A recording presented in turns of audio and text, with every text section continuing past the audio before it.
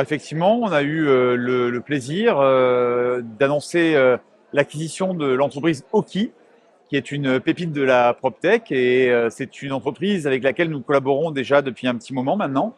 Et c'est une entreprise qui surfe totalement sur l'intelligence artificielle et qui a développé une solution de home staging qui séduit énormément les agents immobiliers. Et donc, fort de ce constat, c'est une entreprise à laquelle on s'intéresse effectivement depuis un moment et avec laquelle nous avons eu le plaisir de finaliser ce deal.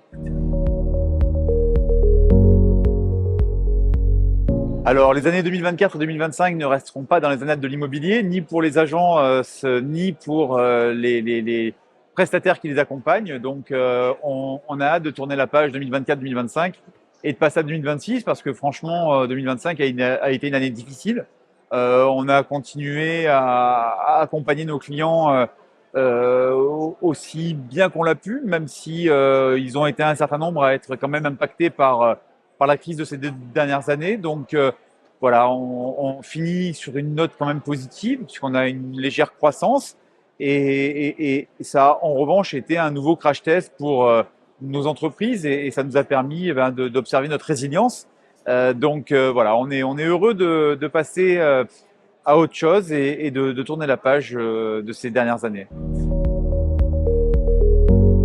Notre stratégie, elle n'a pas beaucoup évolué ces 17 dernières années. On va continuer à améliorer, structurer, développer nos offres.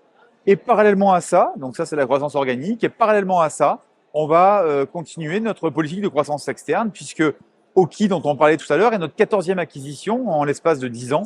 Et donc notre histoire a été aussi faite de ces absorptions de talents, des absorptions de compétences, de savoir-faire. Et donc, on va continuer à regarder à la fois ce qui se passe sur le marché pour pouvoir accompagner de façon vraiment globale nos clients et à la fois à rester centré sur nos savoir-faire intrinsèques et continuer à améliorer nos outils et nos savoir-faire. Alors, je ne me permettrai pas de me projeter au-delà de 2026, même si déjà faire des conjectures pour 2026, ça relève d'un exercice de voyance. Simplement, ce que je vois, c'est qu'on a un marché quand même où les acquéreurs sont là, les acquéreurs ont des projets, les mandats sont également là. On a des taux d'intérêt aujourd'hui qui sont dans des moyennes plutôt normatives.